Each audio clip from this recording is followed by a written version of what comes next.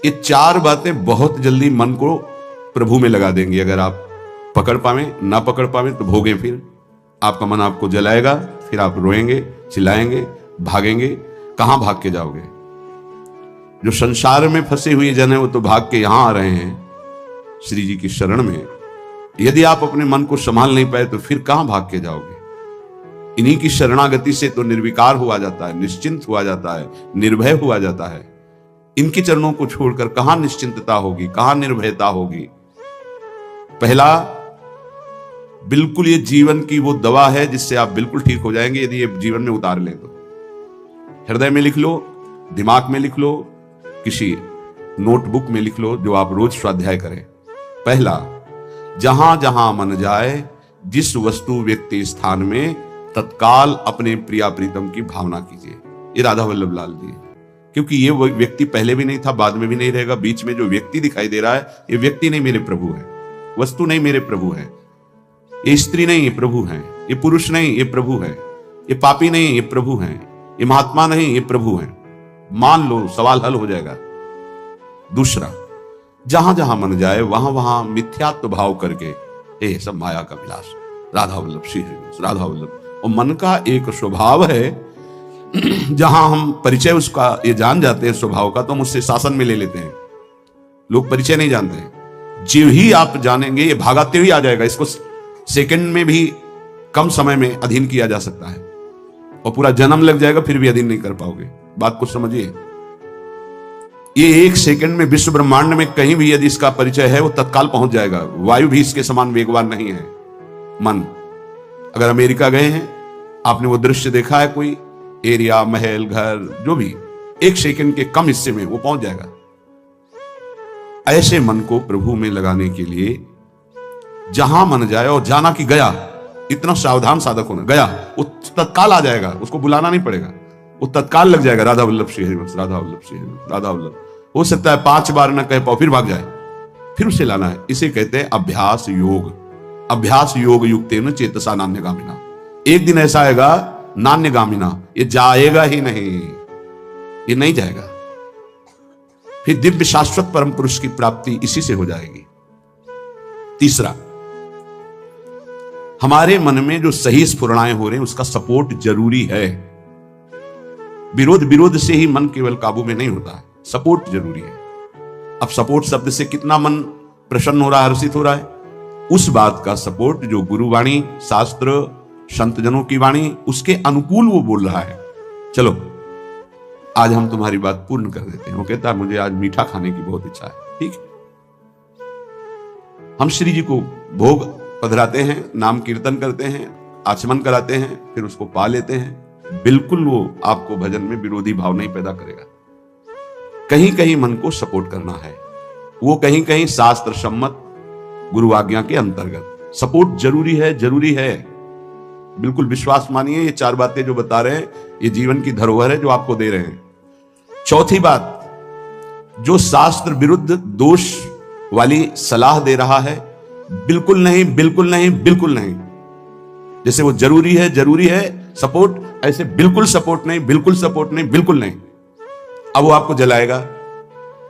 जैसे सपोर्ट शब्द से हर्षित हो गया, ऐसे बिल्कुल नहीं शब्द से वो शोकित हो जाएगा। अब आपको उदास कर देगा। जब उदास वो होगा तो आप उदास हो जाएंगे, कहीं मन नहीं लगेगा। आपको लगता है अब तो जीवन बेकार हो गया, तो मन लगना ही जीवन है क्या? अरे अभी आप समझे नहीं। सोहम तवै वाश्रितः, मैं प्रियालाल के आश्रित हूं, तो तन वांग मनोभिर, अगर ये नहीं लग पा रहे हैं तो मैं स्वयं प्रियालाल के आश्रित हूं। ये मुझे कैसे भ्रष्ट कर सकता है? तन वांग मनोभिर, शरीर, वाणी और मन, ये हम समर्पित कर रहे हैं। तो शरीर, वाणी, मन, ये तीनों धोखा दे रहे हैं। शरीर बीमार हो गया है, जबान खराब हो गई है, मन गलत चिंतन करा रहा है, तो हमारा बाल बांका भी नहीं कर सकता, क्योंकि सोहम तवै वाश्रिता, मैं स्वयं प्रियाजू की शरण में हूं। उपासक, ये 4 बातें नोट कर ले, बहुत ये जीवन के लिए अत्यंत लाभदायक है। जब आपका मन आपको परास्त कर रहा है, जला रहा है, वो जलन सिर्फ मन को प्राप्त हो रही, आपको नहीं। आप बिल्कुल दूर हैं, आप दृष्टा हैं, आप साक्षी हैं उसके, आप स्वामी हैं उसके। यदि आप स्वीकृति नहीं देंगे तो आपसे पापाचरण नहीं करा पाएगा। आपको डरना नहीं कि अब मन में काम आ गया, क्रोध आ गया, अब तो मेरी दुर्गति हो जाएगी, बिल्कुल नहीं। देखो देखो जरा इस पर विचार करो। क्या शरीर को त्याग देने से परम पद मिल जाएगा? दुखों की निवृत्ति हो जाएगी? क्या निर्विकारता आ जाएगी? नहीं। ऐसे शरीर को नष्ट करने वाले को प्रेत योनि मिलती है। प्रेत योनि महाभयानक कष्टदायी, जिसमें वो दरिया के समीप रहते हुए बूंद पानी नहीं पी सकता, केवल वायु भक्षण करके वो जलता रहता है। कितने समय तक इसकी कोई सीमा नहीं है, युग युग बीत सकते हैं। ये मन जिसको तुमने अपना माना, कितनी दुर्गति का रास्ता चयन करा दिया। उपासक, मस्ती सीखे। अरे चाहे गृहस्थ हो या विरक्त हो, भगवत आश्रित मस्त रहना सीखो। सदा रहो अलमस्त, नाम की धुन में हो जा मत वाला। निरंतर नाम, क्या फर्क पड़ता है मन सही है या गलत, क्या फर्क पड़ता है? क्यों? क्योंकि मैं स्वयं प्रभु के आश्रित हूं। मैं सच्चिदानंद का सच्चिदानंद अंश हूं। ना मैं कभी दूषित था, न दूषित हूं, न दूषित रहूंगा, और ना सृष्टि में किसी की सामर्थ्य है कि मुझे दूषित कर सके। इंद्रियां दूषित हो सकती हैं, मन दूषित हो सकता है, क्रिया दूषित हो सकती है। अब हम प्रभु के बल से इन इंद्रिय, मन और शरीर के दोषों का नाश करूंगा, ना कि इनके अनुसार चलूंगा। ये उपासक का स्वरूप है। व्यथा इंद्रिय प्रमथन स्वभाव वाली, मनुष्य प्रमथन स्वभाव वाला, इनके मथित होने पर, मनमथ नाम है काम का, वो इनमें बैठ करके ऐसा प्रमथन करता है, ऐसी व्यथा उत्पन्न करता है कि साधक का तदात्म भाव होने के कारण वो असहनीय हो जाता है और वो गलत संकल्प और चेष्टा में उतर जाता है। इसी को सह गया सो महापुरुष। यम ही न व्यथयन्ते ते पुरुषम पुरुषर्षभ। हे पुरुषों में श्रेष्ठ अर्जुन, अर्थात वो पुरुषों में श्रेष्ठ पुरुष है जो प्राप्त व्यथा को सह जाता है। इंद्रिय मन के द्वारा विकारात्मक पीड़ा को बिना किसी से राग द्वेष किए चुपचाप सह गया। ये भगवान की विशेष कृपा उस पर। हमारा मन क्या बुद्धि के साथ सोचवाता है कि जब हमें जो काम सताया, लोभ मोह ममता जो भी, हमें वो तत्काल मिल गया और हम शांत हो गए तो सौभाग्य समझते हैं। दुर्भाग्य है उस उपासक का जो चाहे और उसको प्राप्त हो जाए, दुर्भाग्य है उसका।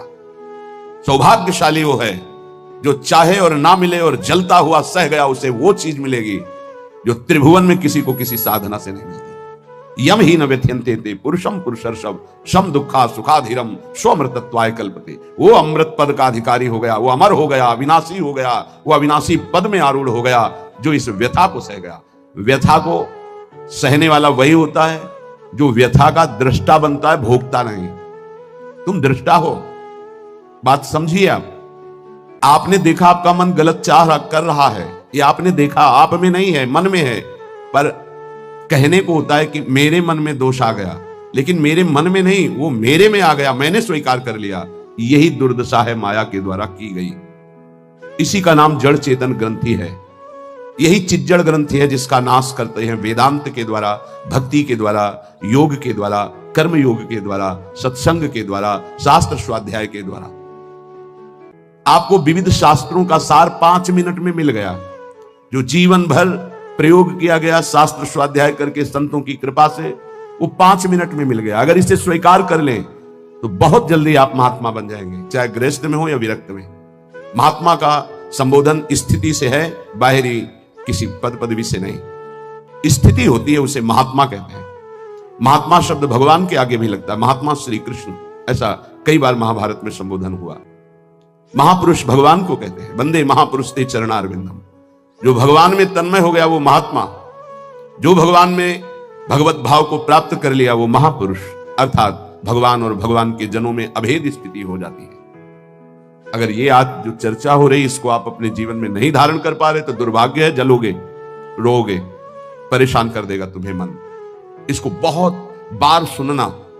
एक एक शब्द ये अमृत है, ये जीवन का सार हम आपको बता रहे हैं। मन से लड़ने की ये युक्तियां हैं जिससे साधु अपने मन को भगवान में लगाकर शांत करता है। जब हमारा मन भगवन्मय होने लगता है तो उसमें भाव का प्रादुर्भाव हो जाता है। फिर ये जो अभाव है, इसी से कामनाएं प्रकट होती है। शब्द को पकड़ना, मन में सुख का अभाव ही भोगों की कामना पैदा करता है।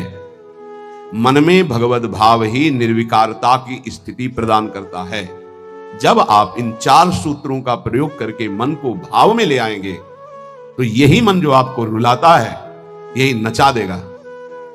पायो जी पायो मैंने राम रतन धन पायो, नाच पड़ोगे की वस्तु अमोलक दी मेरे सतगुरु, निष्दिन बढ़त सवायो, रात दिन आनंद बढ़ रहा है, सदगुरु ने निहाल कर दिया। किसी को ऐसा लगता हो कि हाथ रखने से ये विकार नष्ट हो जाते हैं, आज तक हमने कहीं शास्त्र में नहीं पाया ऐसा, कई संतों से ऐसा नहीं पाया। सबने उपदेश देकर के, कृपा शक्ति देकर के साधन में लगाया और उसको परिपक्व किया, उपासक को बलवान बनाया। अगर ये आशीर्वाद से होता तो उपदेश ना देकर सबके हाथ माथे पे रख देते, भगवान सबका मंगल करें, सब निर्विकार हो जाएं। कभी ऐसा नहीं हुआ है, ना ऐसा हो सकता है। हम जब संतों के वचन पर श्रद्धा करते हैं और उसको स्वीकार करके आचरण में लाते हैं तो वही आशीर्वाद हो गया कि हमारा पुरुषार्थ सार्थक हो गया। हमारा प्रयत्न गुरुदेव के वचनों के अनुसार, प्रयत्न की शक्ति गुरु कृपा, तो आगे जो भक्ति का रंग वो गुरु कृपा, मोक्ष जो वो गुरु कृपा, भगवत साक्षात्कार गुरु कृपा। पर उसमें हमारी पूरी शक्ति उनकी आज्ञा पालन में लगी है, इसीलिए प्रधान कृपा हमारी हुई। हम प्रधान कृपा अपने ऊपर नहीं करते, और तो सहायक कृपा सब है। भगवान की कृपा, मानव देह मिला, सत्संग मिल रहा है। गुरु की कृपा, स्वीकार किया, मंत्र दिया, नाम दिया, उपदेश कर रहे हैं। शास्त्र कृपा, हमें सुलभ मार्ग, भगवत मार्ग, उससे नाना प्रकार के बचाव पक्ष की बातें, उसमें आसक्त होने की बातें दोनों बताई गई। परमार्थ में कैसे आसक्त हुआ जाता है, परमार्थ में कैसे बचा जाता है, शास्त्र कृपा भी है। अपनी कृपा हम नहीं कर पा रहे। अपनी कृपा, अब हमको इस संसार समुद्र से मुक्त होना है, डूबना नहीं, इसमें पार जाना है। अब मुझे वही करना है जो मेरे गुरुदेव कहते हैं, शास्त्र कहता है। अब इसके विपरीत नहीं, ये अपने ऊपर कृपा हो गई। कोई बिरला समझ पाता है गुरु कृपा को। हमारी सदैव दृष्टि पार्थिव रही है, व्यवहारिक रही है, लौकिकी दृष्टि रही है, इसीलिए हम गुरु की बात में भी लौकिकी, व्यवहार की, स्वार्थपना देखते हैं। नहीं नहीं, ये केवल आपके लिए है। आपको दुलार करना या डांटना, आपको अपना मानना, अधिक प्यार दिखाना, आपके मन को चुराकर प्रभु में लगाना है। उस मन को ऐसे आसक्त किया जाता है, भय दिखाकर, प्रलोभन दिखाकर, दुलार करके, कि आपका मन श्री जी के चरणों में ऐसे समर्पित हो जाए कि आप निहाल हो जाएं, आप सुखी हो जाएं। अंदर की बात यही होती है। कभी सैकड़ों बार देख करके, मिल करके आपको दुलार करना, कभी वर्षों आपकी तरफ बिल्कुल न देखना, न संभाषण करना। क्या समझते हो आप? पहले आपको प्यार करते थे, अब नहीं करते। पहले आपको प्यार का व्यवहार दिखाई देता था, अब तुम्हारे ऊपर वास्तविक प्यार की वर्षा हो रही है, जो ना देखकर, ना बोलकर भी अंदर से चिंतन करते हुए तुम्हारी चित्तवृत्ति को भगवदाकार किया जा रहा है। कहीं तुम पांच भौतिक शरीर में आसक्त ना हो जाओ। अगर पांच भौतिक शरीर में आसक्त हो गए गुरु के, तो शरीर छूटने के बाद तुम्हारे मन में आएगा, अब मैं अनाथ हो गया। नहीं, तुम ऐसे बलवान बनो, ऐसे गुरु आसक्त बनो कि तुम्हारे अविनाशी गुरुदेव का परिचय तुम्हें प्राप्त हो जाए। मेरे गुरुदेव प्रियाजू की नित्य सहचरी हैं, वो कैसे मर सकते हैं? वो हमारे भाव में हैं, वो हमारे संग हैं, हमारे आसपास हैं, वो जागृत में हैं, वो स्वप्न में हैं, वो सुषुप्त में हैं। मैं कभी अपने गुरुदेव से एक पल भी अलग नहीं होता। ये स्वरूप है। अध्यात्म को समझिए। कुछ व्यवहारिक साधक ऐसे हैं जो व्यवहार में राग द्वेष करते हैं। गुरुदेव व्यवहार की नहीं है, गुरुदेव परमार्थ वस्तु है। व्यवहार की लीला तुम्हारे साथ इसलिए हो रही कि तुम परमार्थ को जानते नहीं हो। जैसे बालक घुटनों के बल चलता है तो पिता घुटनों के बल हो जाता है और उसके साथ साथ उसको सुख पहुंचाने के लिए वैसे ही चलते हुए बोलता है। इसका मतलब यह नहीं कि पिता बालक हो गया, वो केवल बालक के लिए वो ऐसा बना है। वो केवल उसको सुख देने के लिए, मेरा पुत्र है, इस संबंध के लिए। ऐसे ही आपसे विनोद करना, आपको दुलार करना, आपके चित्त का आकर्षण करना प्रियाजू को भेंट देने के लिए है। तुम्हारा तन, तुम्हारा मन, तुम्हारा जीवन मेरी लाडली का बन जाए इसलिए है, मेरा बन जाए इसलिए नहीं। मेरा भी तन मेरे को प्रिय नहीं, तुम्हारा तन कैसे प्रिय हो सकता है? मेरा मन प्रिय नहीं, तुम्हारा मन कैसे दुलार करने के योग्य हो सकता है? इस रहस्य को समझोगे तो परमार्थ के दिव्य पथिक बन जाओगे। मन, तन, प्राण और मैं स्वयं प्रियालाल का हूं। अब हमको इसकी कोई परवाह नहीं कि मेरा मन क्या कहता है, मेरा तन क्या करता है, मेरे प्राण रहे कि ना रहे, मेरी गति बने कि ना बने। अब इस पर ऐसे उपासक के हृदय में ज्यादा समय नहीं लगता और भाव का प्रकाश कर देते हैं आचार्य, इष्टदेव, गुरुदेव। तब वो हृदय के नेत्र जब खुलते हैं तो इन नेत्रों में प्रकाश होता है, वो देखता है। श्रीपाद वर्णन कर रहे हैं, महावेशाद्राधा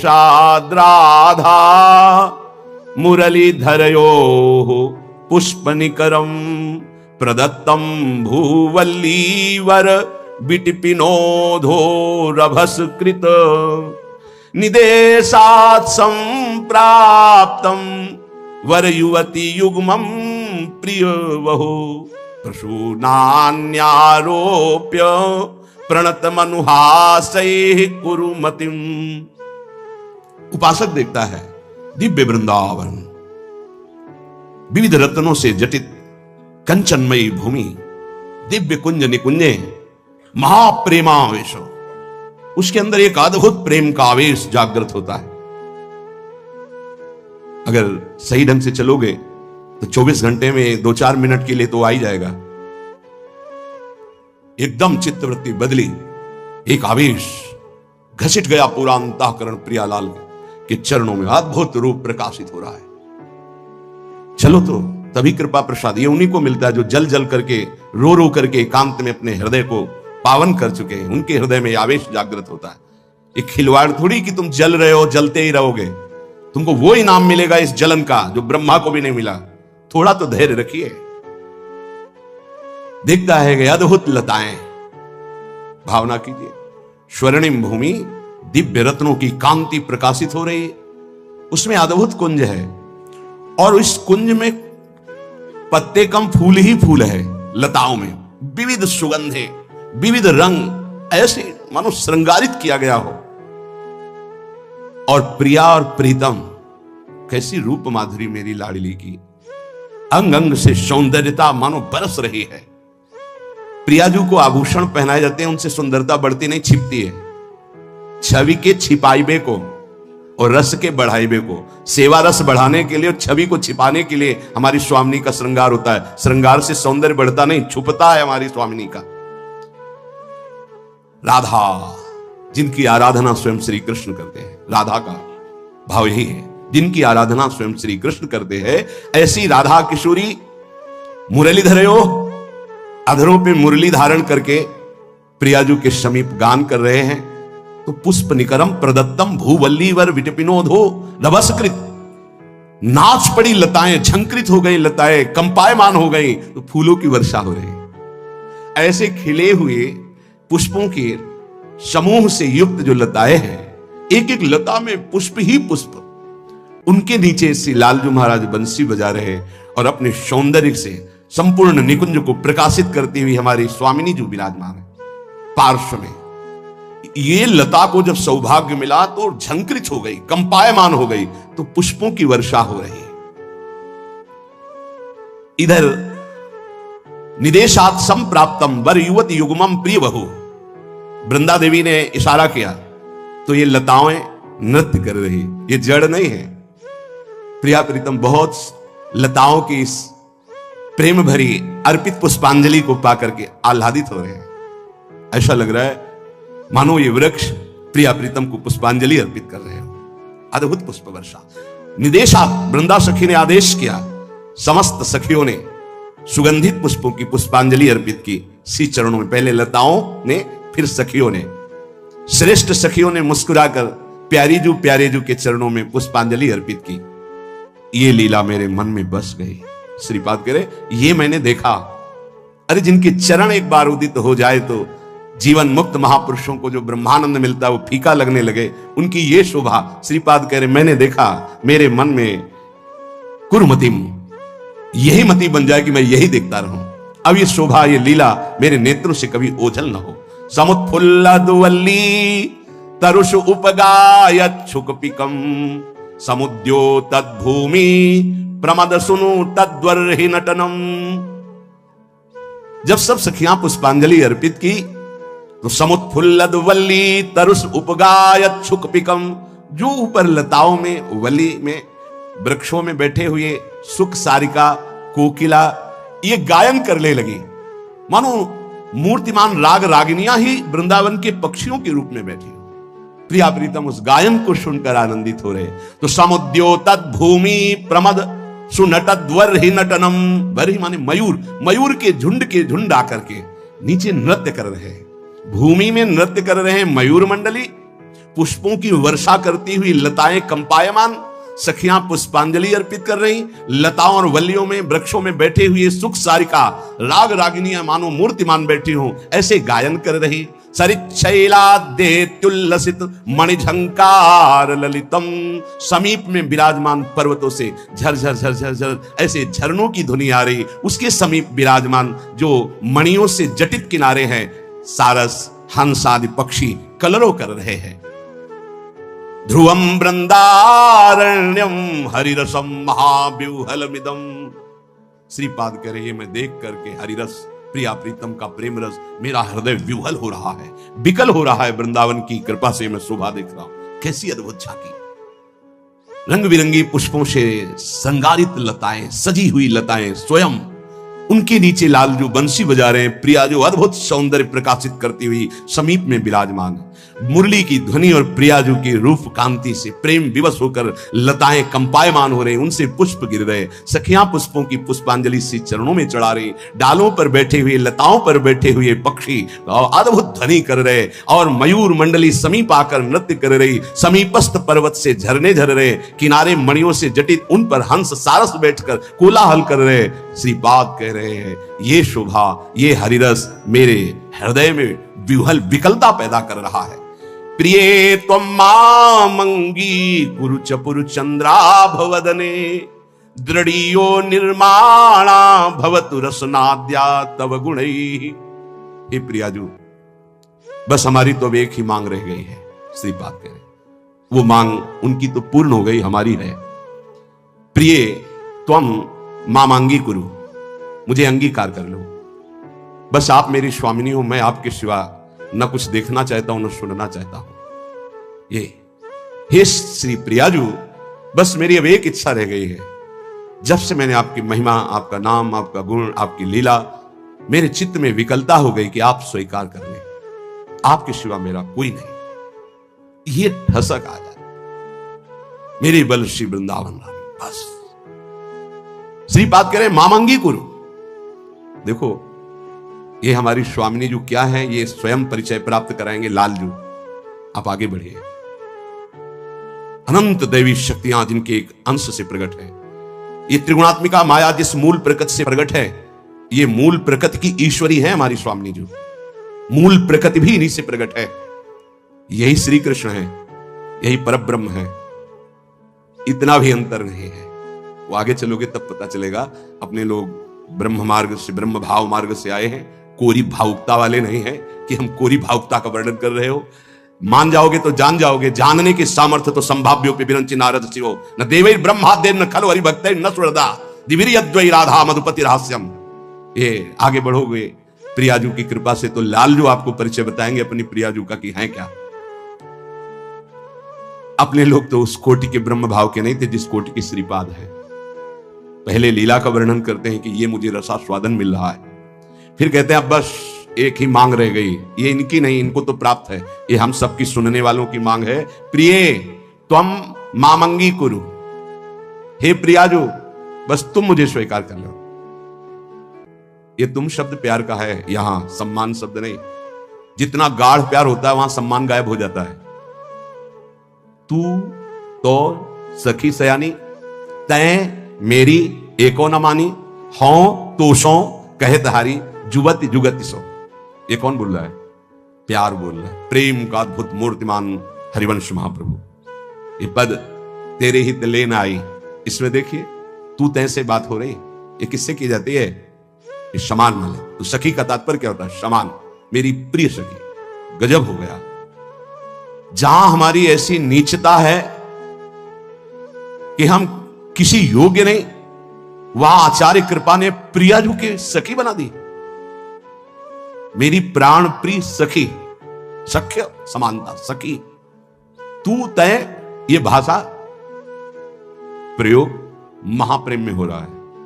तू तो सखी सयानी, तय मेरी एको न मानी, तय तू, इन शब्दों का प्रयोग साधारण सम्मान की भाषा में आपका प्रयोग होता है। ये प्रेम का दोष। अपनी बात मुसो कही री भामिनी, ओंगी मोंगी रहत गर्भ की माती। प्रियजू से आप मुझे बात नहीं कर रहे हो, बड़ा अभिमान दिखा रहे हो, इतनी सामर्थ जिनके आगे बात ऐसे लालजू करते हैं। ओंगी मोंगी रहत गर्भ की माती, हो तो शो कहेत हारी, सुनिरी राधिका प्यारी। प्यार इतना, यही हमारे प्रेम की भाषा को समझना बुद्धिगत नहीं, हृदयगत है। अगर हमारा हृदय प्रेम से युक्त हो जाए तो जीवन का परम लाभ प्राप्त हो जाए। तो हे प्रिय, तुम मामंगी कुरु, प्रियाजू मुझे स्वीकार कर लो। इसी बात की पूरी प्रेम की पीर है जो भोरी सकेगी। यमुना किनारे बस यही, आप मुझे स्वीकार कर लो। मैंने तो स्वीकार कर लिया। एक बार आके कहो कि अय भोरी तू मेरी है, बस मुझे और कुछ नहीं चाहिए। उपासक की आंतरिक वृत्ति जब इस कोटि की होने लगती है, बस हम एक बात सुनना चाहते हैं, आप मेरे, आप बोलो कि आप मेरे, बस मैं निहाल हो गया। जैसे उपासकों से कहते हैं कि तुम चिंता मत करो, बेपरवाह हो जाओ। जब नाविक बोले ना कि बेपरवाह हो जाओ, मुझे बहुत पता है कि कहां से कैसे निकालना है, तो जो सवारी होती है नाव में किए हुए, वो निश्चिंत हो जाते हैं। आप क्यों नहीं निश्चिंत होते? सेवक जी महाराज कह रहे हैं, श्री हरिवंश भरोसे भय निडर, सुनित गर्जत हरिवंश बल। हम हरिवंश बल से बोल रहे हैं। हमारी नौका का संचालन हरिवंश स्वयं कर रहे हैं। हम सब उसी नौका में बैठे हैं। श्री हरिवंश प्रताप, प्रताप में बहुत बड़ा बल होता है, अपने लोग जानते नहीं। हम उस प्रताप में बैठे हुए हैं, जिस प्रताप में हम ठसक से कह सकते हैं मेरे बल श्री वृंदावन रानी। बोलने की भी हिम्मत नहीं, ठसक से कह सकते हैं हमारे माई श्यामा जी को राज। अभी उस राज के रहस्य को नहीं जानते हो। अनंत ब्रह्मांडों का शासन जिनके निर्धारित किए हुए जनों से होता है, वो है हमारे प्रभु श्री कृष्ण। उन्हीं के अंश से ब्रह्मा विष्णु महेश का प्रादुर्भाव होता है। अगर आपको संशय हो तो पढ़ लेना गर्ग संहिता। वृंदावन की महिमा में जब समस्त ब्रह्मांडों के अधिपति जाते हैं तो सीधे निकुंजेश्वर रास बिहारी से बात नहीं होती, एक सखी आकर आदेश करती, प्रभु ने ऐसा बोला और जाओ अपने अपनी सेवा में रत रहो, सर झुकाकर चल देते हैं। अभी प्रभु की हमारे महिमा नहीं जानते। प्रिय त्वम मामंगी कुरु, प्रियाजू मुझे स्वीकार कर लो। चपुर चंद्राभ वदने, करोड़ों चंद्रमाओं की कांति जिनके श्री अंग शोभा की समानता नहीं करती, दृढ़ियो निर्माण भवतु रसनाद्या तौगुणई। प्रियाजू मुझ पे ऐसी कृपा कर दो कि मेरी ये जबान ऐसी दृढ़ता को प्राप्त हो जाए, बोलेगी तो राधा, नहीं तो कट जाए। रसनाद्या तौगुणई, केवल आपकी बात बोले, नहीं तो ये नष्ट हो जाए। मुझे ऐसी जिह्वा नहीं चाहिए जो आपसे बिलक बात करे। दृढ़ियो, मुझे दृढ़ कर दो इस वाणी को, मेरी रसेंद्री को आपका उच्छिष्ट पाए, मेरी वाकेंद्री को आपका गुणगान करे, बस मुझे नहीं चाहिए और कुछ। राधा राधा राधा, क्या दुर्लभ रह जाएगा, क्या चाहिए। पलक झपकने को निमेष कहते हैं। इतने में राधा के प्रीतम ने अनंत ब्रह्मांडों का सृजन कर दिया। ऐसी किशोरी जो हमारी है और ऐसी किशोरी जो के अधीन लाल जो है, मुझे क्या चाहिए समझ में नहीं आता। कोई पदाधिकारी हाथ मिला दे तो छाती फुला के गर्भ में घूमोगे, वो पता नहीं दोबारा तुमसे मिले कि ना मिले, तुम्हारी बात समझ पाए कि ना समझ पाए। अनंत ब्रह्मांडों के स्वामी को अधीन रखने वाली प्रिया जो कह रहे तू मेरा है, तभी हमारे हृदय में निकलता है हमारे माई श्यामा जी को रात। ध्यान रखना, अगर प्रियाजू ने स्वीकार न किया होता तो वाणी से नहीं तुम बोल सकते कि मेरी प्रियाजू। ये तभी बोल सकते हो जब प्रियाजू ने स्वीकार किया है। तभी यहां बैठे हो वृंदावन में प्रियाजू के घर में, तभी आप प्रियाजू के निज जनों से प्रियाजू की बात सुन रहे हो। स्वीकार करो पहले कि प्रियाजू ने तुम्हें स्वीकार किया है। हे स्वामिनी जू, मुझे ऐसी दृढ़ता दे दो, निर्माणा भवतु रसनाद्या तव गुणई, मेरी जबान अनन्य हो जाए, केवल राधा यश गान करे, राधा बोले। सदा स्थातुम कांखे विपिन वर कुंजे तव नवयो, प्रियाजू मेरे शरीर को ऐसा कर दो कि वृंदावन छोड़ के ना जाए, ऐसा रोग दे दो, ऐसी परिस्थिति दे दो, ऐसी घटना कर दो कि वृंदावन से कभी बाहर जाने लायक ही ना रहे। बड़ी कृपा। घबरा जाएगा हृदय, रोग दे दो। नहीं नहीं, हमें कहीं भी रखो, रोग मत देना। भव रोग तो लगा ही आए, उसको तो तुम जान ही नहीं पा रहे, जो तुम्हें बार बार जन्म मरण, कैसा कैसा कष्ट है। जीव मानव योनि में आया, गर्भ में आया, 9 महीना रहा, मर गया, फिर दूसरे गर्भ में गया। क्या दुर्गति है जीव की, समझ पा रहे? मानव योनि में हुआ, ऐसी जगह जन्मा, उठा के फेंक दिया, उठा के फेंक दिया, जैसे कोई डस्टबिन में कूड़ा फेंकता है। क्या दुर्गति है जीव की, समझ नहीं पा रहे। आज तुम विवेकवान हो, बुद्धिमान हो, स्वस्थ हो, प्राप्त कर लो प्रभु को, नहीं कल पछताना पड़ेगा। कुछ काम नहीं करेगा तुम्हारी बुद्धि। जो बहुत बुद्धिमान है ना, यही देख लेना, यही तुम्हारी दृष्टि नहीं है इसलिए तुम्हें दिखाई नहीं दे रहा, दूर से दिखाई दे रहा है। कल जैसे बोले थे आज फिर बोल रहे हैं, यदि प्रभु के चरणों का आश्रय नहीं लोगे, नाम जप नहीं करोगे, शास्त्र मर्यादा का उल्लंघन करोगे, कोई भी हो, कितनी भी ऊंचाई, कितने भी बड़े पद में, कहीं भी तुम्हारा जितना भी वैभव है, तुम्हें संतोष नहीं प्रदान कर सकता। तुम्हारी चेतना तुम्हें जलाएगी, देख लेना। चिंता, शोक, भय, डिप्रेशन, दुख, इससे मुक्त नहीं हो सकते। कागज में लिख लो, चाहे दिमाग में लिख लो। आज पुण्य काम कर रहे हैं तो खूब जय जय, और कल हमें बताना जब पुण्य का नंबर बदलेगा, तब तुम्हें उत्तर मिलेगा कि जीवन का तुमने क्या वस्तु खोया। जहां से बनना था वहीं नास्तिकता ले आए, अब क्या तुम्हारे अंदर रह गया है। बहुत शायद सत्संग में याद हो, एक बार सुनाया था, ये बहुत प्रिय संत के द्वारा बताई हुई बात थी कि एक बहुत बड़े डॉक्टर थे जो विदेश से, अमेरिका से डॉक्टरी से, बिल्कुल नास्तिक स्वभाव। जब कभी किसी संत की बात आती तो सीधे निंदा और गालियों से बात करते थे, अरब खरब रुपए साहब, और इतने बड़े सर्जन के डॉक्टर उनका सम्मान करते थे। एक बार किसी संत ने उनको समझाया कि डॉक्टर साहब आप बहुत बड़े हैं, लेकिन इतने बड़े नहीं कि माया के थप्पड़ को झेल जाए, इसलिए भगवान से तो नास्तिक। कौन भगवान, कैसा भगवान, कहां भगवान? तो उनका एक बार जीवन में मैं स्वयं मिलूंगा आपसे आकर। संतों का स्वभाव होता है बहुत जिद्दी। एक बार मैं आपके दर्शन करूंगा आकर और आपसे यही प्रश्न करूंगा। आज मैं नोट कर लेता हूं आपका प्रश्न, और उत्तर मैं उस समय दूंगा आकर के। फिर कुछ वर्ष बाद हमको वृंदावन में मिले थे, सिंहोम आश्रम के सामने परिक्रमा मार्ग में बैठे हुए थे, बड़े उच्च कोटि के महात्मा, बड़े छद्म भेषधारी, कोई जान ना पावे। तब उन्होंने बताया उनका कुछ समय बाद एक्सीडेंट हुआ, मेरुदंड 6 जगह से टूट गई। मेरुदंड, अब हालत जानते हो मेरुदंड टूटने वाले की क्या होती है? जिंदा मरा हुआ आदमी, मरा हुआ तो ठीक है, लेकिन जिंदा मरा हुआ आदमी, जब उनको ये पता चली, वो गए अस्पताल में। डॉक्टर साहब पहचाना, रो पड़े, धीरे से बोले बचा लो। उनका अब तो गुंजाइश नहीं, अब तो अकर्म लागू हो गया, अपना दंड देने में अब नहीं हो सकता। अब एक बात कहूं, अंतिम बना लो अगर, तो नाम जपना। बोले बोल दो, कुछ भी नाम बोल दो, कुछ भी बता दो। अब मैं मान गया कि कोई ईश्वर है जिसके आगे किसी की नहीं, अब मैं किसी काम का नहीं रह गया। मेरी सब पढ़ाई लिखाई डॉक्टरी व्यर्थ हो गई, मेरा जीवन अब मृत्यु शैया पे पड़ा है। बोले अब बोलो राम, अब बोलो। हमें लगता है डॉक्टर के ऊपर बहुत कृपा पहले से ही हो गई थी, तो ये परिस्थिति आई और अंतिम बन गया। संत के द्वारा भगवान नाम उच्चारण करवाना और आर्त भाव से भगवान को पुकारना, कई ऐसे उदाहरण। इसीलिए हम चीख के कहते हैं कि कोई भी हो, कहीं भी हो, कुछ भी कर लो, जब तक भगवद आश्रय नहीं लोगे तब तक शांति तुम्हारे अंदर नहीं, विश्राम नहीं। ये चिंता, शोक, भय, मृत्यु तुम्हें दंड देके रहेगी, तुम्हें त्रास देके रहेगी। हम ये नहीं कहते कि भजन करने वालों को रोग नहीं आता, दुख नहीं आता, विपत्ति नहीं आती, लेकिन 100 ग्राम विपत्ति 1 किलो संपत्ति क्या करेगी? 100 ग्राम विपत्ति का दुख हो, 1 किलो संपत्ति का सुख क्या करेगा? कौन सी आनंद संपत्ति? ये तो दुख गणना में ही नहीं है उस सुख के आगे, लेकिन हम तुम्हें इशारे में बता रहे हैं। 100 ग्राम दुख और 900 ग्राम सुख उसके ऊपर लदा रहता है, वो कुछ नहीं कर पाता।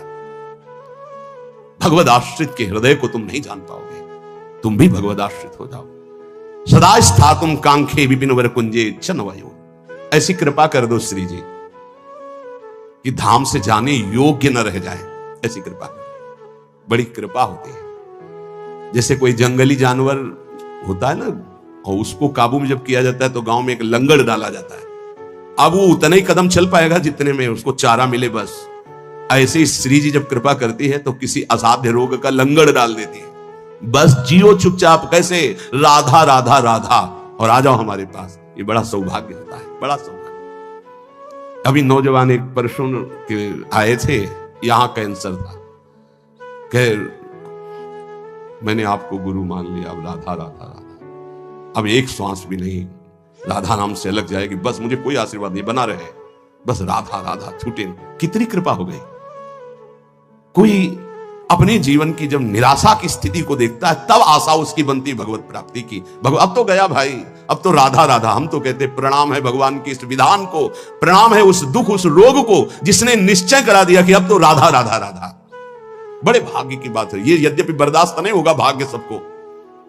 सदा स्थातुम, वृंदावन से न जा पाऊं, आपका आश्रय न छूटे, आपका नाम न छूटे, ऐसी परिस्थिति दे दो। ये बहुत मंगलकारी परिस्थिति है। भगवान कृपा करें भोग लायक न रह जाएं, भगवान कृपा करे जगत लायक न रह जाएं, भगवान कृपा करे हमसे कोई प्यार न करे। बर्दाश्त होगी ये बात? ठीक हो गया, ऐसी कृपा हमें सुनना भी नहीं। हमारी आकांक्षाएं जगत की है, ये जरूर सुनना। यही हमारे जीवन की दुर्दशा है जो हमको प्रभु से विमुख किए हैं। एक बार हम एक संत भगवान के मुख से सुना कि असाध्य रोग भगवान की विशुद्ध कृपा से प्राप्त होता है। यह साध्य रोग नाता तो साधन का अहम बना रहता, मानते कि साधना ठीक थी, लेकिन उसका परिणाम वो नहीं होता जो आर्त भाव में हुआ, जो असहाय अवस्था में हुआ, जो अकिंचन अवस्था में। कोई एक व्यक्ति पानी देने वाला, एक वस्तु नहीं, आर्त भाव। आप समझ गए कि मैं गया, उसी ने कृपा की, उसी कृपा का आज आप लोग रसास्वादन कर रहे हैं। यद्यपि किसी योग्य नहीं, ना पढ़ा लिखा ना उतना कुछ नहीं, केवल बस ऐसा है कि जैसे पारसमणि छू गई लोहे पे तो चमक पड़ा, सोना बन गया। वो उस लोहा जंगहा किसी के काम आने वाला नहीं था। श्रीपाद कह रहे सदा स्थातुम, स्वामिनी ऐसा कुछ कर दो कि शरीर किसी योग्य न रह जाए, आपके धाम में ही पड़ा रहे। बड़ी कृपा है। कृपा का स्वरूप हम देखा कैसे कृपा निकालती है।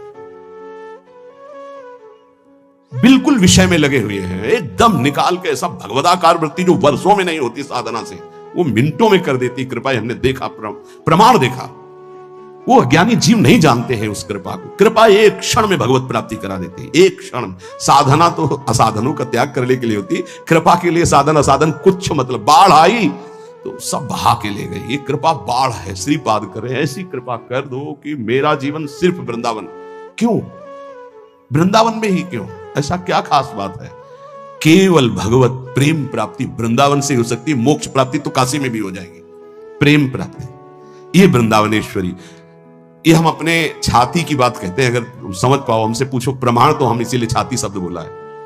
यहां जब शरीर छूटता है तो वृंदा सखी, जैसे अभी इशारा हुआ था ना, इसमें निदेशात संप्राप्तो वर युवत युग्मम प्रिवहु। दो सखियों को आदेश किया, सब सखियों को बुला और पुष्पांजलि अर्पित करो। इशारा हुआ वृंदा सखी का, लताओं को इशारा हुआ, झंकृत। ऐसे यहां वृंदा सखी इशारा करती है। जीव हमारे तत्काल सहचर्या आती है, और जिसने जीवन भर राधा राधा पुकारा है, यहां शरीर छूटता है तो स्वयं श्री जी आती है। भगवान का प्रेम बड़ा दुर्लभ वस्तु है। आराधना होती, भगवान से अनुकूलता की मांग होती है, विषय भोगों की मांग होती है, लोक परलोक की आकांक्षा होती है, ये तो ठीक है। भगवान से प्रेम करना ये बहुत कठिन बात है।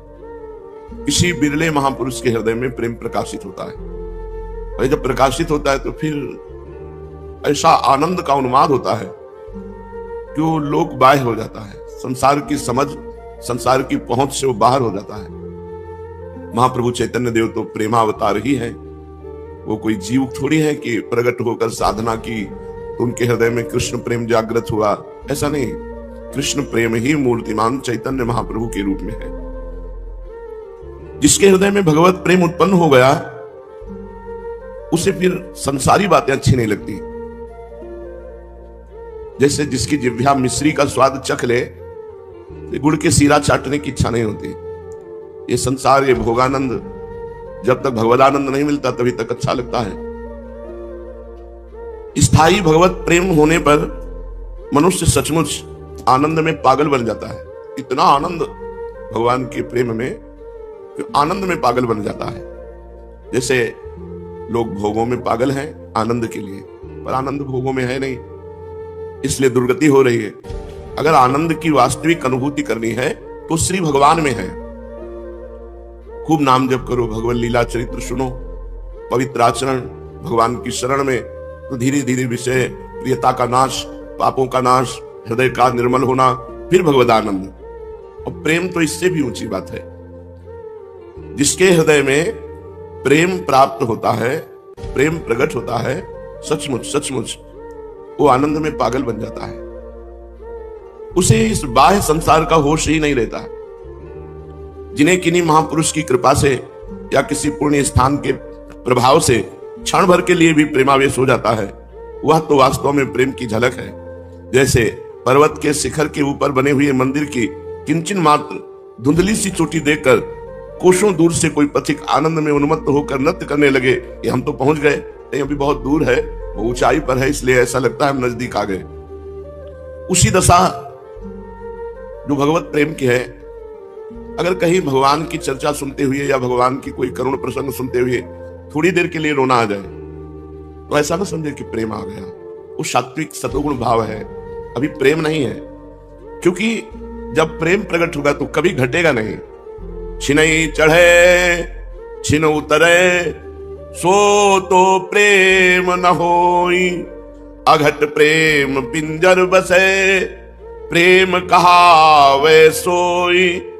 छिनई घटे छिन बढ़े, थोड़ी देर भगवदानंद में हम रो रहे हैं, फिर विषय आनंद, ये अभी प्रेम नहीं है। प्रेम प्रतिक्षण वर्धमानम, प्रेम प्रतिक्षण बढ़ता है, घटता नहीं। छिनई घटे छिन बढ़े, सो तो प्रेम न हो। प्रेम कामना रहितम, कोई कामना नहीं हृदय में रह जाती। प्रेम सूक्ष्मतरम, बड़ा सूक्ष्म है। प्रेम अनुभव स्वरूपम, ये केवल अनुभव से ही जाना जा सकता है। प्रेम अनिर्वचनीयम, प्रेम वाणी के द्वारा वर्णन नहीं किया जा सकता। वास्तव में प्रेमी की स्थिति तो सदा एक ही रस रहती है। प्रेमी के हृदय में प्रतिक्षण अपने प्रीतम से मिलने की छटपटाहट रहती है। वह सदा अतृप्त बना रहता है। प्यारे के सिवा कुछ नहीं अच्छा लगता, न बोलना, न खाना, न पीना, न सोना, न जीना। बस वो अपने इष्ट में, अपने प्यारे में दीवाना हो जाता है, तन्मय हो जाता है। उसका प्रीतम उसे चाहे या ना चाहे, इसकी परवाह नहीं होती प्रेमी को। जिससे प्यार कर रहे हैं वो हमें चाहता है या नहीं, नहीं, हम उसे कितना चाहते हैं, इसकी परवाह प्रेमियों की नहीं होती। हमारा प्रीतम हमें चाहता है कि नहीं, इस बात का वो स्वप्न में भी ध्यान नहीं करता जो हमें सुख देगा कि दुख देगा।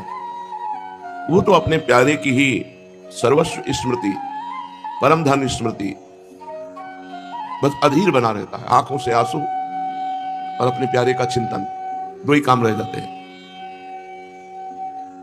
एक अंगी बिनु कारण ही, एक रस सदा समान, समर्थ प्रेम का स्वरूप है। एक अंगी अपनी तरफ से केवल, सामने से प्रेम हो रहा है हमारे लिए कि नहीं, इससे कोई मतलब हमारा नहीं, हम उन्हें प्राणपन से प्यार कर रहे हैं। एक अंगी बिनु कारण ही, क्यों प्यार कर रहे हैं? प्यार के लिए प्यार कर रहे हैं, कोई कारण नहीं है। एक रस सदा समान, तो वो सदा एक रस रहता है। गनय प्रिय ही सर्वस्व जो सोई प्रेम प्रमाण, जो केवल अपने प्रीतम की स्मृति में ही डूबा है और कोई चाह नहीं, कोई प्रत्युत्तर नहीं, बोले इसे प्रेम कहते हैं। एक अंगी अपनी तरफ से बिनु कारण, बिना किसी कारण के निमित्त के बिना, एक रस सदा समान, एक रस सदा समान भाव से अपने प्रीतम की याद में डूबा हुआ है। महाप्रभु चैतन्य देव का प्रेम ऐसा ही था। उनकी हृदय कंदरा से जो भक्ति भाव का भव्य स्रोत उदित हो गया, वो फिर कभी घटा नहीं, उत्तरोत्तर बढ़ता ही गया। उनकी हृदय कंदरा से उत्पन्न हुई भक्ति भागीरथी की धारा ऐसा नहीं कि सावन भादों की क्षुद्र नदी की भांति थोड़े समय के लिए खूब इठला के बाढ़ के चली, इसके बाद फिर घट गई। जेठ मास की तेज धूप पड़ी तो सब गायब हो गई बाढ़, ऐसा नहीं। उनके हृदय में जो प्रेम सरिता प्रकट हुई तो उफनाती हुई श्री कृष्ण रूपी समुद्र में स्थायी रूप से मिली, कभी कमी नहीं हुई। उत्तरोत्तर बढ़ने वाली अलौकिक और अनुपम धारा, उसकी उपमा इन सांसारिक धाराओं से तो दी ही नहीं जा सकती। कहां भगवत प्रेम, कहां ये जड़ नदी। प्रेम अनुभव गम्य है। महाप्रभु जब से गया धाम में ईश्वरपुरी जी ने मंत्र दिया, तब से उन्माद अवस्था आने लगी प्रेम की, उनकी विचित्र दशा हो गई। वे भोजन कर रहे हैं, करते करते सहसा बीच में ही उठकर रुदन करने लगते, हा कृष्ण तुम कहां चले गए, हा प्राणनाथ तुम कहां हो। भोजन करते करते रास्ता चलते चलते पागलों की भांति नृत्य करने लगते हैं। शयन कर रहे हैं, सहसा उठे, बैठ जाते हैं और जोर जोर से हा कृष्ण ऐसे कहकर जोरों से चिल्लाने लगते हैं। कभी कभी लोगों से बात करते हैं और बीच में ही जोरों से ठहाका मारकर हंसने लगते हैं। रात रात भर रोते निकल जाती, सोने का नाम ही नहीं। लंबी लंबी सांसें लेते रहते, अधीर होकर अत्यंत विरही की भांति हिचकियां भरते रहते और उनके नेत्रों से इतना अश्रुजल निकलता कि संपूर्ण वस्त्र गीले हो जाते। विष्णु प्रिया जी इनकी ऐसी दशा देखकर भयभीत हो जाती और जाकर अपनी सास से, सची माता से सब बातें कहती कि पूरी रात हो गई, 1 मिनट सोना नहीं, हा कृष्ण। सची माता पुत्र की दशा देखकर दुख से कातर होकर रुदन करने लगती। सभी देवताओं को, देवियों को मनाती कि मेरे निमाई ये होश में हो जाए, पता नहीं क्या इनको हो गया, हर समय हा कृष्ण। वे करुणा भाव से अधीर होकर भगवान के चरणों में प्रार्थना करती कि प्रभु आप जानते हो इस दीनहीन कंगालिनी विधवा के एकमात्र पुत्र के ऊपर एक कौन सा भाव आ गया है, यही हमारा सहारा है। अगर ये भी ऐसे रहेंगे तो क्या हमारा जीवन, कृपा करो प्रभु, दया करो। मैं कभी धन नहीं चाहती, भोग नहीं चाहती, सुंदर वस्त्राभूषण, सुस्वादु भोजन की इच्छा नहीं, बस मेरे प्यारे निमाई का जीवन अच्छा रहे, मेरी आंखों का तारा ये निमाई स्वच्छ और निरोग बना रहे, यही मेरी प्रार्थना है। माता बार बार निमाई के मुख की ओर देखती और उनकी ऐसी दयनीय दशा देखकर अत्यंत ही दुखी होती। अब महाप्रभु जो भी काम करना चाहते उसे पूरा नहीं कर पाते। काम करते करते उन्हें अपने प्राण प्यारे श्री कृष्ण की याद आ जाती और उन्हीं के वियोग में चिल्लाने लगते, हा कृष्ण, हा प्राणनाथ, और बेहोश हो जाते। ठीक ठीक कोई कार्य न कर पाना, भोजन भी नहीं कर पाते, स्नान संध्या पूजा ये सब बंद हो गए। कृष्णाकार वृत्ति, मुख से निरंतर श्री कृष्ण के मधुर नामों का ही अपने आप उच्चारण होता रहता है। किसी की बात का उत्तर भी देते हैं तो उसमें भगवान की अलौकिक लीलाओं का वर्णन करते हुए, किसी से बातें करते हैं तो केवल श्री कृष्ण के ही संबंध की, अर्थात वे श्री कृष्ण के सिवा कुछ जानते ही नहीं। श्री कृष्ण ही उनके प्राण हैं, श्री कृष्ण ही उनके धन है, श्री कृष्ण ही उनके सर्वस्व हैं। उनके लिए संसार में अब श्री कृष्ण के अतिरिक्त और कुछ है ही नहीं। महाप्रभु के जो विद्यार्थी जन थे, जब सुना कि गुरुजी गया धाम की यात्रा करके लौट आए तो एक एक करके महाप्रभु के घर आने लगे, पाठशाला में चलकर पढ़ाने की प्रार्थना करने लगे। सबके बहुत आग्रह करने पर प्रभु पाठशाला में पढ़ाने के निमित्त गए, किंतु पढ़ावें क्या, मानो सब शास्त्र एकदम भूल गए हो, बस कृष्ण नाम ही याद रह गया हो। पाठशाला में गए तो श्री कृष्ण नाम कीर्तन शुरू कर दिया। विद्यार्थी सोचते शायद मंगल श्री कृष्ण नाम से कर रहे हो, इसके बाद मंगलाचरण के बाद पढ़ाएं, बस यही पढ़ाई रह गई। कृष्ण कृष्ण कृष्ण कृष्ण कृष्ण कृष्ण कृष्ण है। उन्मत्त होकर कभी नृत्य करते, कभी गान करते, कभी रुदन करते। श्री कृष्ण का नाम ही एकमात्र सार है भैया, पढ़ने लिखने में कुछ नहीं रखा। महाप्रभु कहने लगते, कीर्तन हुआ, कहने लगे भैया इन शास्त्रों के पढ़ने लिखने में कुछ नहीं रखा, श्री कृष्ण का ही नाम एकमात्र सार है, मधुराति मधुर है, उसी का पान करो। इन लौकिक शास्त्रों से क्या अभीष्ट सिद्ध होगा? प्राणी मात्र के आश्रय स्थान तो श्री कृष्ण ही हैं। संसार की सृष्टि, संसार का पालन और संसार का नाश एकमात्र श्री कृष्ण की इच्छा से होता है। श्री कृष्ण आनंद के धाम हैं, सुख स्वरूप है।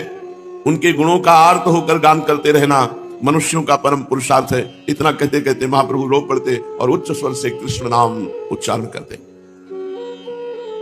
इन बातों को श्रवण करके कुछ विद्यार्थी तो आनंद सागर में निमग्न हो गए। वे तो बाह्य ज्ञान शून्य होकर परमानंद का अनुभव करने लगे, और कुछ जो किताबी ज्ञान रखने वाले थे, भट्टाचार्य और शास्त्री बनना चाहते थे, जिनके जीवन का एकमात्र चरम लक्ष्य था विद्वान बनना, समाज प्रिय बनना, वे कहने लगे गुरुजी आप ये क्या बातें कर रहे हैं, आप वो पढ़ाइए जो पहले पढ़ाते थे, हमें इन बातों से क्या प्रयोजन, हमें तो हमारा पाठ्य पुस्तक का पाठ पढ़ाइए।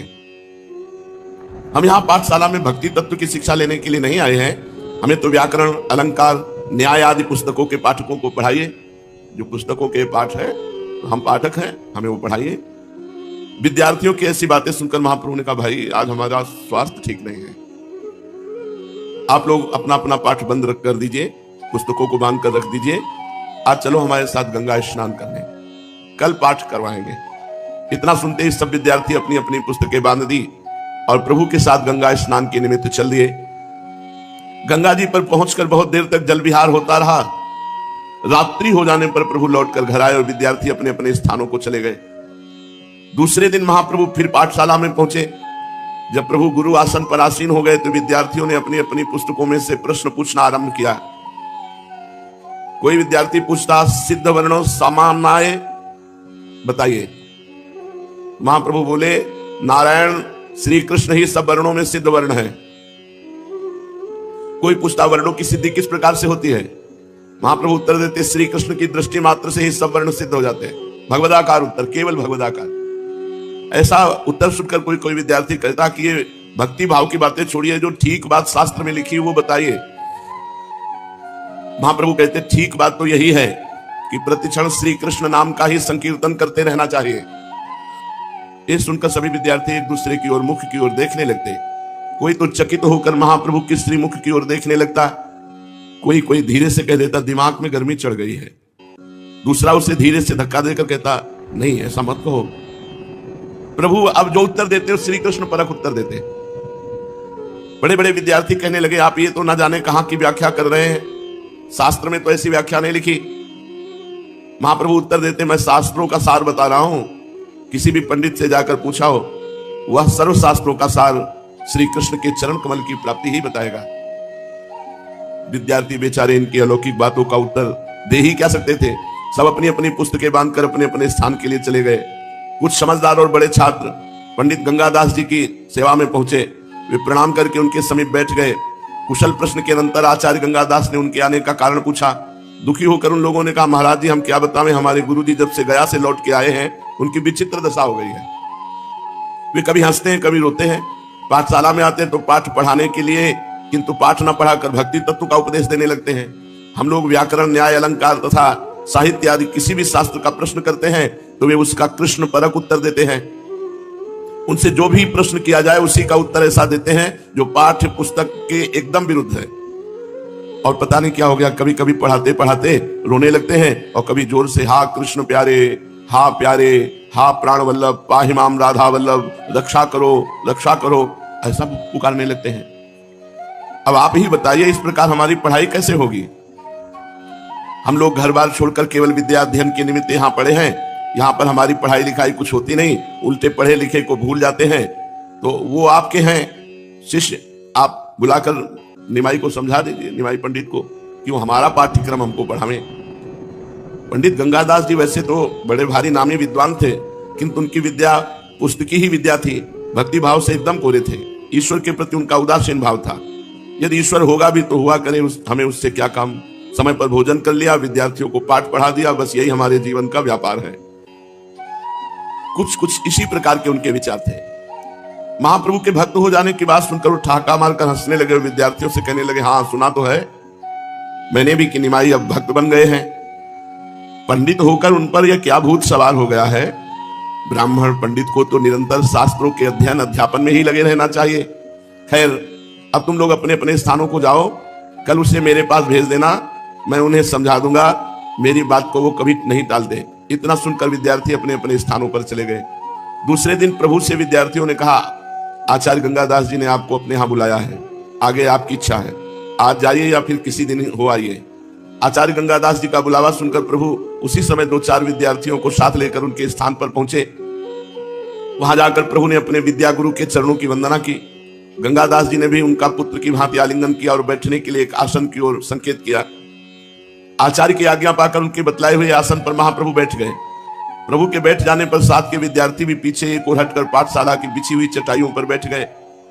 प्रभु के सुखपूर्वक बैठ जाने पर वात्सल्य प्रेम प्रकट करते हुए आचार्य गंगादास जी ने कहा, भाई निमाई, तुम मेरे प्रिय विद्यार्थी हो, मैं तुम्हें पुत्र की भांति प्यार करता हूं। शास्त्रों में कहा है अपने प्यारे की उसके मुख पर बड़ाई न करनी चाहिए, क्योंकि ऐसा करने से उसकी आयु क्षीण होती है। किंतु यथार्थ बात तो कही ही जाती है। तुमने मेरी पाठशाला के नाम को सार्थक बना दिया। तुम जैसे योग्य विद्यार्थी को विद्या पढ़ाकर मेरा इतने दिनों का परिश्रम से पढ़ाना सफल हो गया। तुमने अपने प्रकांड पांडित्य द्वारा मेरे मुख को उज्जवल कर दिया। मैं तुमसे बहुत ही प्रसन्न हूं। आचार्य के मुख से अपनी इतनी प्रशंसा सुनकर प्रभु लज्जित भाव से नीचे की ओर देखते हुए चुपचाप बैठे रहे, कोई उत्तर नहीं दिया। आचार्य गंगादास जी फिर कहने लगे, योग्य बनने के अनंतर तुम अध्यापक हुए, तुमने पढ़ाने का कार्य भी यथेष्ट किया, जिससे तुम्हारी ख्याति प्राप्त हुई। तुम्हारे सभी विद्यार्थी सदा तुम्हारे शील स्वभाव की तथा पढ़ाने की सरल सुंदर प्रणाली की प्रशंसा करते रहे। वे लोग तुम्हारे सिवा दूसरे किसी के पास पढ़ना पसंद ही नहीं करते, किंतु कल उन्होंने आकर मुझसे तुम्हारी शिकायत की है। तुम उन्हें अब मनोयोग के साथ ठीक ठीक नहीं पढ़ाते हो, और लोगों ने भी मुझसे आकर कहा कि तुम भक्तों की भांति रोते गाते हो, हंसते कूदते हो। अरे कितने भारी विद्वान अध्यापक होकर तुम्हें ऐसी बातें शोभा नहीं देती। तुम विद्वान हो, समझदार हो, मेधावी हो, शास्त्रज्ञ होकर, हाँ कृष्ण देखो शास्त्रज्ञ है, इसे मूर्खता समझ रहे हैं। यही तो भगवान की बड़ी विचित्र माया है। ये ढोंग क्यों करते हैं? उन्हें भक्ति ढोंग लग रही है, मूर्खता लग रही है, इसीलिए बड़े बड़े विद्वान भगवान की रहस्य को नहीं जान पाते। जो शास्त्रों की बातें तो जानते नहीं, विद्या बुद्धि से हीन है, तुम्हें इसकी क्या जरूरत है? तुम तो स्वयं विद्वान हो, बड़े बड़े लोग तुम्हारी विद्या बुद्धि पर ही मुक्त होकर के मुक्त कंठ से तुम्हारी प्रशंसा करते हैं, सर्वत्र तुम्हारी प्रतिष्ठा है। फिर तुम ऐसे अशास्त्रीय आचरणों को क्यों करते हो? ठीक ठीक बताओ क्या बात है? सब बातें सुनकर भी महाप्रभु चुप रहे। उन्होंने किसी भी बात का कोई उत्तर नहीं दिया। गंगादास जी ने अपना व्याख्यान समाप्त नहीं किया। फिर वे कहने लगे, तुम्हारे नाना नीलांबर चक्रवर्ती एक नामी पंडित हैं, तुम्हारे पूज्य पिता भी प्रतिष्ठित पंडित थे, तुम्हारे मातृकुल और पितृकुल में सनातन से पांडित्य चला आया है, तुम स्वयं भारी विद्वान हो, तुम्हारी विद्या बुद्धि से ही मुग्ध होकर सनातन मिश्र जैसे राज पंडित ने अपनी पुत्री का विवाह तुम्हारे साथ किया है। नवद्वीप की विद्वान मंडली तुम्हारा यथेष्ट सम्मान करती है, विद्यार्थियों को तुम्हारे प्रति पूर्ण सम्मान के भाव है। तुम मूर्खों जैसा, तुम किस मूर्ख की चक्कर में आ गए? बड़े बड़े विद्वान भी भगवान की भक्ति का रहस्य नहीं जानते। देखो बेटा, अध्यापक का पद पूर्व जन्म के बड़े भाग्य से मिलता है। तुम उसके काम में असावधानी करते हो, ये ठीक नहीं। बोलो उत्तर क्यों नहीं देते? अच्छी तरह आज से पढ़ाया करो। नम्रता के साथ महाप्रभु ने कहा, आपकी आज्ञा पालन करने की भरसक चेष्टा करूंगा। क्या करूं? मेरा मन मेरे वश में नहीं है। कहना चाहता हूं कुछ, मुंह से निकलता है कुछ, करना चाहता हूं कुछ, हो कुछ और रहा। अब कितनी कम शब्दों में स्थिति बता दी, लेकिन इनकी समझ में नहीं आएगी क्योंकि विद्वान है। गंगादास जी ने प्रेम के साथ कहा, सब ठीक हो जाएगा, चित्त को एकाग्र रखो।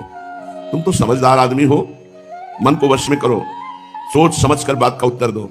कल से खूब सावधानी रखना, विद्यार्थियों को खूब मनोयोग के साथ पढ़ाना। अच्छा समझ गए? महाप्रभु ने कहा, जो आज्ञा। आचार्य गंगादास को प्रणाम किया और विद्यार्थियों के साथ उनसे विदा हुए।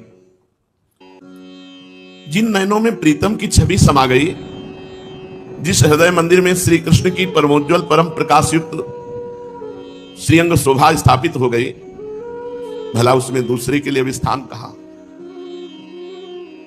जब प्रीतम की छवि हृदय में समा गई, फिर दूसरे के लिए स्थान कहा?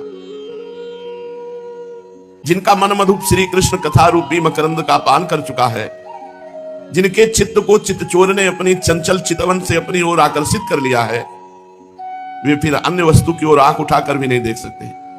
उनकी जिह्वा सदा नारायणाक्ष पीयूष का पान करती है, अर्थात भगवान की कथा का निरंतर पान करती है। जिह्वा के द्वारा संसारिक बातें कही ही नहीं जा सकती। ऐसे प्रेमी भक्तों की जिह्वा सदैव भगवान की चर्चा करती है। उन्हीं कर्मों को वो कर्म समझेगा जिनके द्वारा श्री कृष्ण के कमनीय कीर्तन में प्रगाढ़ रति की प्राप्ति हो सके। उसकी विद्या बुद्धि वैभव और संपदा मेधा सभी एकमात्र श्री कृष्ण कथा ही है।